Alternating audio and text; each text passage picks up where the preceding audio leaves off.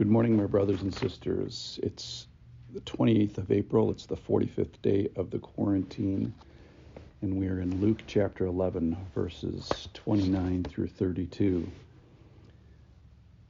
When the crowds were increasing, he began to say, "This generation is an evil generation."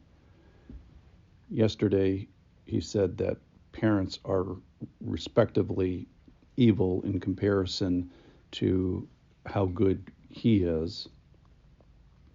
And he compares this evil generation, and then he uses in verse 31 just a fascinating Old Testament reference.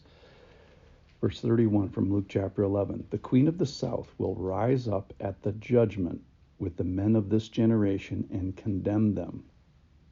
For she came from the ends of the earth to hear the wisdom of Solomon, and behold, something greater than Solomon is here." That's Jesus. "The men of Nineveh will ride up." So just that line. So the queen of the south, the queen of Sheba, from 1 Kings chapter 10, will rise up at judgment and compare favorably with these Jews that Jesus is interacting. So just for fun, let's go back to 1 Kings chapter 10.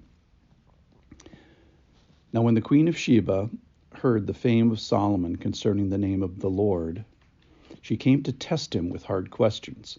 So this is about 950 BC. David has just died. The whole country stands on the shoulders of this covenant that the Lord has made with David. There's great wealth. There's great unity. It is the high water mark, if you will, of the United Kingdom.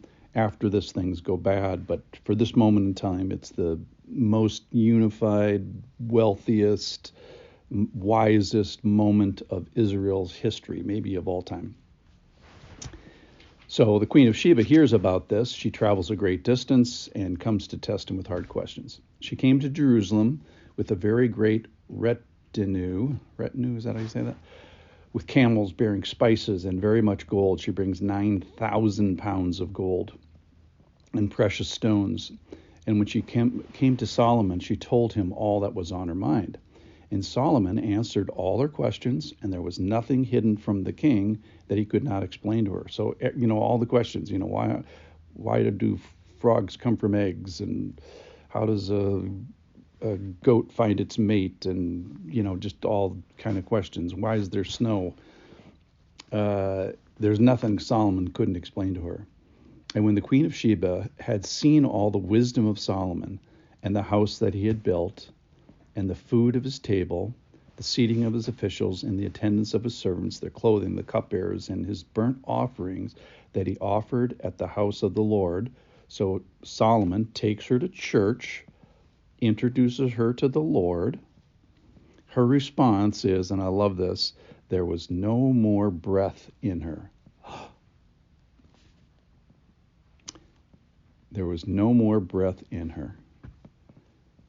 "And she said to the king, 'The report was true that I heard in my own land of your words and of your wisdom, but I did not believe the reports until I came, and my own eyes had seen, and behold, the half of it was not true. Your wisdom and prosperity surpassed the report that I heard.'" All this comes from the Lord.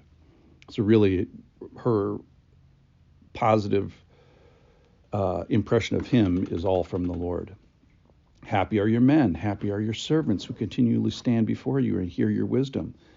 And then, as much as we can tell, she comes to faith or appreciates faith. Verse 9 from 1 Kings chapter 10, verse 9. "Blessed be the Lord your God, who has delighted in you and set you on the throne of Israel, because the Lord loved Israel forever. He has made you king that you may execute justice and your righteousness." So Jesus refers to this woman and says, in the end times, in the judgment, she is going to compare favorably, because she, at great expense to herself, makes a tribute or an offering to at least Solomon, if not to the Lord. She comes with a great curiosity. She's a good example of voting with her feet. She goes to church. She salutes the Lord, if not yields to the Lord. It's sometimes difficult to tell in the Old Testament, Blessed be the Lord your God who has delighted in you. So she recognizes that the wisdom and the wealth is all from the Lord. So she gives credit there. She attends the house of the Lord, and she at least has no more breath in her. So she responds with awe, which I think is so beautiful. And then Jesus says, something greater than the wisdom of Solomon is here. So we're supposed to respond using her as an example with curiosity, with effort, with sacrifice maybe, and then bowing our knees to him. I bless you, my brothers and sisters, on day 45 of the quarantine.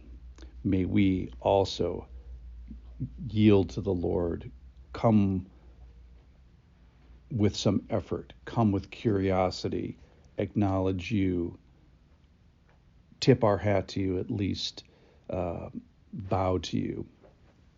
Let us not be like this evil generation who doesn't ask, doesn't seek, doesn't knock, and keeps asking for some sort of a sign when all the signs necessary have already been given.